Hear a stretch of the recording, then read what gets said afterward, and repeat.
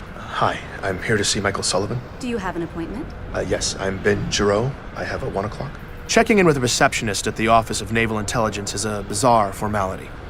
Announcing myself, her asking me who I was there to see, it was all just an antiquated conversation, part of their efforts to put a more human face on the operation.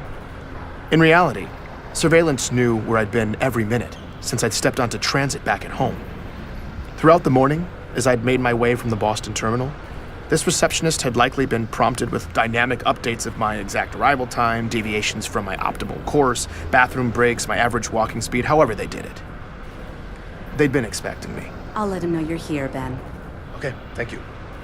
The whole ONI facility was sleek and stark. Everywhere you look, it's sharp lines, the highest quality materials. Most striking, though, was the overwhelming amount of space and silence. This waiting area was particularly sparse. 2 minimalist carbon fiber chairs set 20 feet from each other. I also noticed the seats seemed oddly low to the ground. I picked one and sat down. This chair was really low to the ground. It was awkward. I was probably looking at 60 to 90 minutes of customary wait time here, and squatting like this was not going to help my anxiety level. But I was just pulling up some busy work when the door behind reception suddenly slid open. Ben? Mr. Sullivan will see you now. Now, Yes. I awkwardly struggled up from the chair and across the room. My heart was racing. thank you. She didn't respond. I stepped into a narrow, empty hallway full of closed doors. I was about to turn around and ask where I was supposed to go, but the door immediately closed behind me.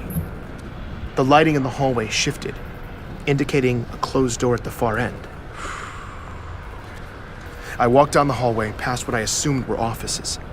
Everything was soundproof, though, so I had no idea if there were actually people working in there.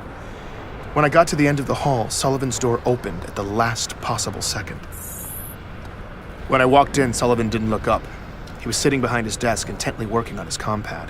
Hey, Ben, I'm glad you made it. I stood there awkwardly for a bit. I realized that this must be the room he'd always talked to me from.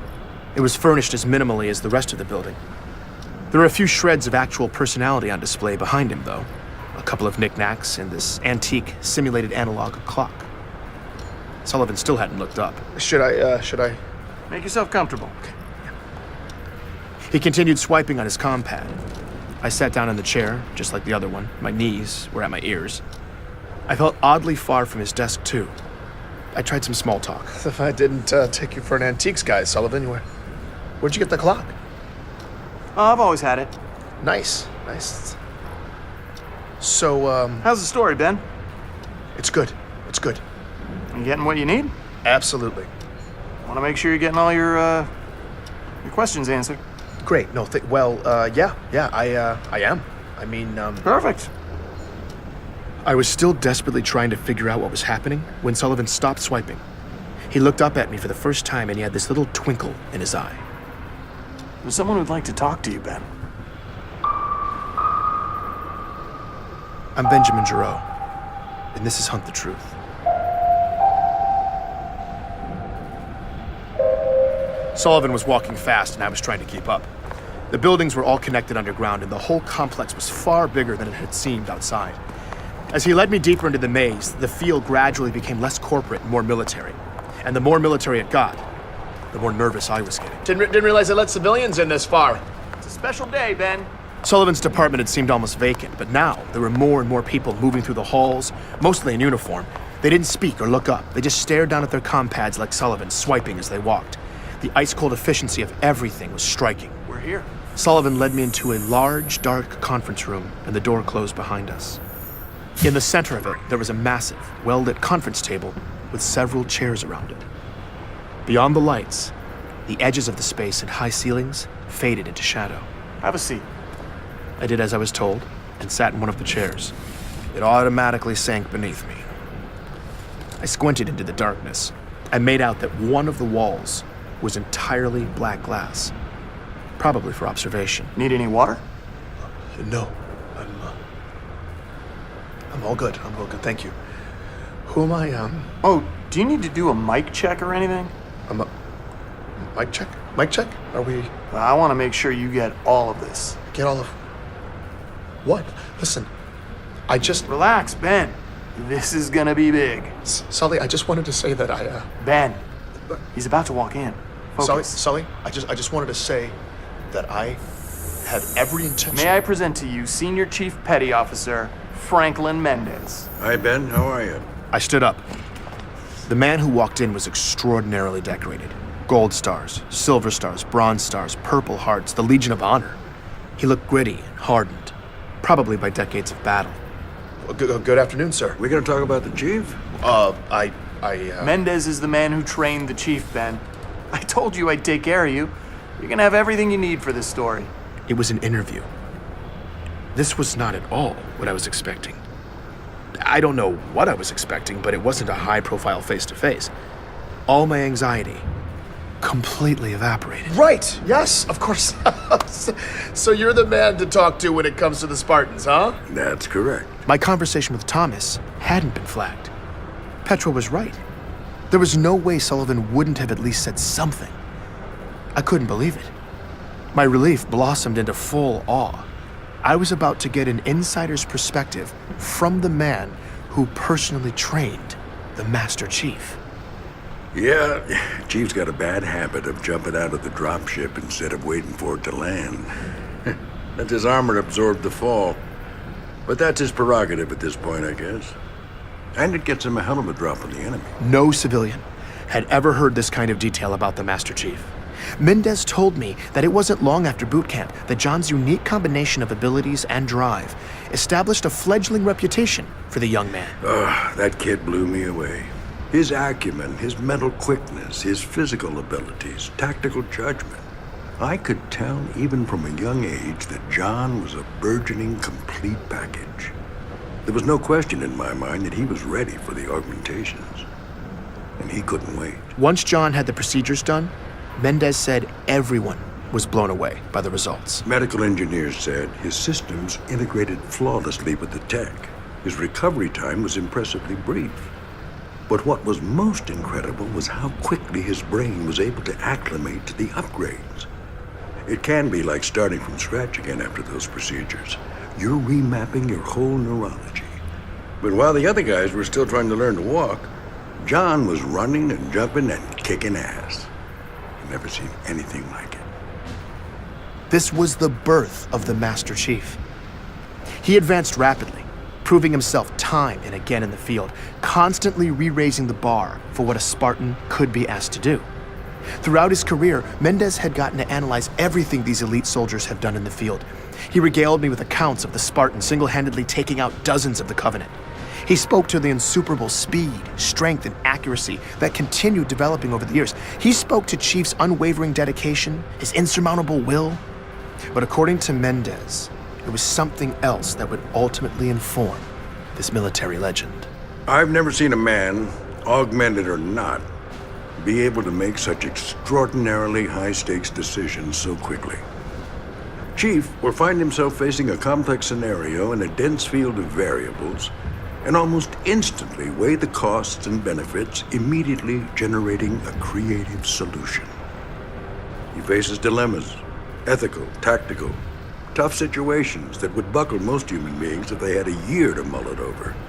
But he makes the call, usually on the fly, and it's the right call. It's extraordinary. Not to mention, of course, that he then makes a superhuman jump onto an enemy craft in mid-flight, yanks the pilot out of the cockpit, commandeers the bird, and then rams it back down the enemy's throat. The man can execute, too. Mendez tells me that the Chief has come to expand and deepen the definition of what serving is. In many ways, Mendez seems to think it's that decision-making ability that sets the Chief apart. It's what makes him a leader. It's what's made him a hero. Wow. I'm glad you're doing this story, Ben. It's about time the Spartans finally get their due. People need to understand the level of sacrifice that the Chief and all the Spartans make to keep us safe.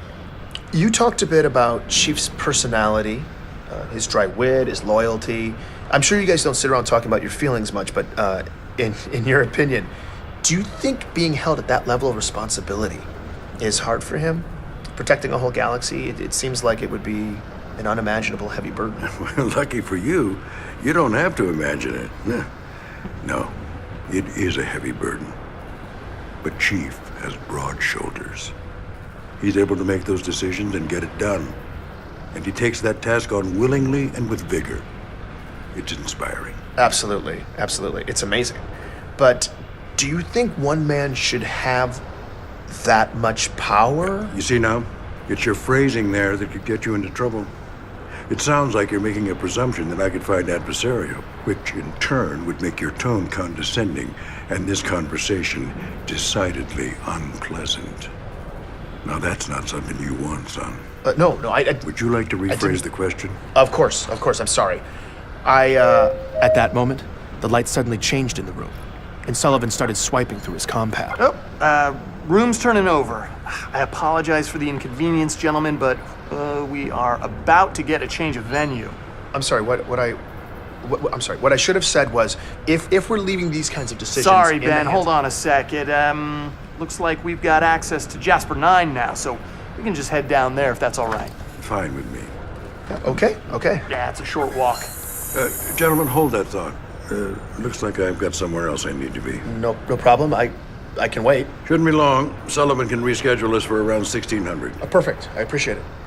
You should appreciate what my Spartans did instead. The only reason you're breathing the air you need to even ask these questions is because they sacrificed more than you'll ever know. Mendez split off down the hallway as a line of large men in suits silently filed past and disappeared into the conference room behind us. Sullivan was on the move again, buried in his compad. I followed after him. Sullivan. Yep. Yeah, where should I report? It's at 1600? That's not up yet? Let's see. Oh, no. Wait a minute. What? Looks like we're getting a request for raw now. Yep. For me? Yeah, you're shipping raw files off for edit by 0900 Thursday. No, hold on. I can't ship off the raw files. It's all back at home. You just received boarding docs for the 5:30. That leaves you 24 hours to upload when you get back. Wait, I've only done mock-ups for the first few episodes. That's editorial, Ben. Let them worry about it. But what about Mendez then? That was awesome. But I didn't finish You with got amazing stuff from him, man. Killer interview. Love it. If the other stuff is even half that good, the story's going full distribution, widescreen. Okay, I know. I'm still in the middle of it though, so I can just wait for him. Sullivan, I can wait here and finish the interview with Mendez. I've got time. Sullivan stopped walking when I said that. He turned around and walked right up to me. For the first time all day, possibly for the first time ever, I felt like he was giving me his complete, undivided attention. Ben, you don't have time. You have a deadline and a boarding pass for the 5:30. Okay? In that moment, it dawned on me that perhaps my Waypoint conversation with Thomas Wu had been flagged. Sullivan turned back into Sullivan and kept moving. Seriously though, man, amazing stuff. And remember, once this story hits, they're all gonna be eating out of your hand. Travel safe. You earned this, buddy. For those of you who don't speak ONI, that was me getting fired. Your pass will expire in 9 minutes. And according to the AI, I was no longer a welcome guest.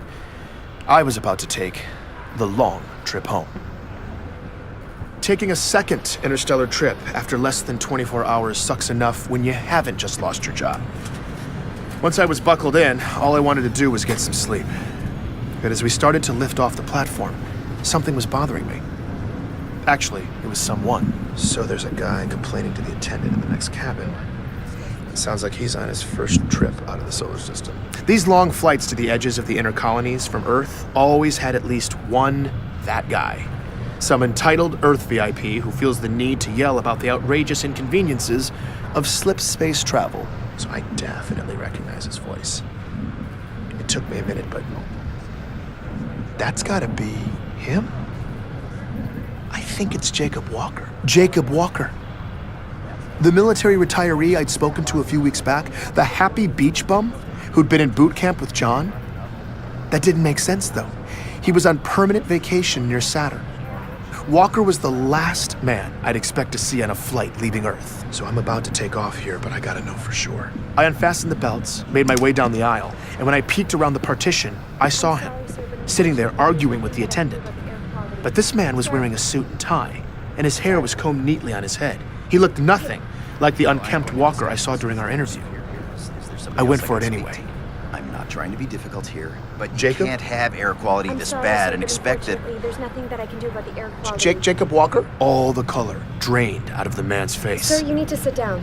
Jacob Walker? If you're thinking I was mistaken and I just freaked out some random business traveler, listen to his reaction when I tell him who I am. Hi, Ben Giroux. We talked a few weeks ago? Oh, yeah, of course. The old boot camp stories. Yeah, I remember you. That was the Walker I remembered. Are you here on business or something? Walker bumbled awkwardly in the conversation. It looked like he desperately wanted to get away, but he was stuck there. No, what are you doing here on Earth? Oh, I'm just, taking a little trip. Sir, we are airborne. Please take your seat. I thought you were retired. Yeah, I am. That's right, but. Oh, hey, Ben, I think mean, we're like I about thought to you were get- permanently stationed on a beach. Yeah, Sir, last warning. You need to sit down immediately. Okay, hold on a second, all right? No, you're done. No, just don't touch. What are you doing? Oh. That's when the flight crew sedated me. I blacked out, and my conversation with Walker was over. I woke up in the terminal, back at home, with a pounding headache. By the time I got back to my place, I had a nasty surprise in my inbox, too. It was an order from the Inner Territories Transportation Administration. Notice of violation. Benjamin Giroux. This is to inform you that attached is an ITTA order assessing civil penalties for the in-flight incident. What? Oh God, they're fining me 50,000 credits? At least ONI was paying me well for the story. I checked the time. I still had 23 hours to deliver the raw files to Sullivan. That left me ample opportunity to tuck tail and follow orders. I may have been fired, but I wanted the next job, so I needed to just put all of this ugliness behind me. This story was going to be someone else's problem now. I was queuing everything up to send off to Sullivan when I noticed my comm pad was still recording. It had been recording the whole time. The file was massive. I scanned back to the beginning. Most of it was me sleeping, but then I heard something I hadn't remembered happening. It was right after the flight crew had put me down. Sir, last warning. You need to sit down immediately. Okay, hold on a second, all right? No, you're done. No, just don't touch. What are you doing? Oh. They hit me with the sedative, but then this happened. We'll take it from here.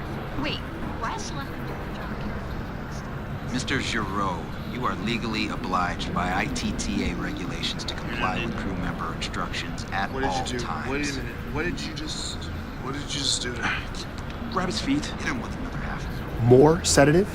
No wonder I felt so awful. Wait a second. What did he just What did he... You'll be fine, Ben. It's not... right. Ben, they called me. I scrubbed through the rest of the recording. This is them carrying me through the transfer terminal to my connecting flight. Yeah, I'll be out for another 12. We're good. What the hell was he doing on that flight? I don't know, but The no intersect was max priority here. How could that even happen? The system shouldn't even let you cross itineraries like that. yeah, it's bad. And Sullivan's gonna hear about it. They had to be talking about Walker and me. But why? They didn't want me to know he was on Earth for some reason. They loaded my limp body into the shuttle, propped me up, and strapped me in. They even said goodbye. Have a safe trip, Ben. Ben, like they knew me. Come on, let's get out of here. I played the recording again. Mr. Giroux, And again. you are legally obliged I sat there by listening to it ITTA over and over. at all times. I'd spent my career working for these people, doctoring photos, trimming threads, making tragedy seem a little less tragic and patriotic stories a little more inspiring. I had always taken whatever story they fed me and obediently vomited it back out to the masses. And to be honest, I'd always been okay with that at the end of the day. Even on this story, after all the accusations of atrocities, all the gaping factual holes I was just supposed to ignore, I'd still been willing to play along. I wish I could say it was my principles or some moral stand that finally set me off, but it wasn't. It was my pride. Listening to that recording, the way they tossed me aside, every time they called me Ben, I checked the time. I only had a few hours left to turn in the files if I wanted to keep on Sullivan's clock for the story. I canceled the transfer.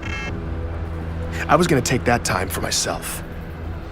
I sat down in front of this very microphone, recorded a quick intro, and uploaded the beginnings of my story, the real story of the Master Chief, loose threads and all, into the galaxy.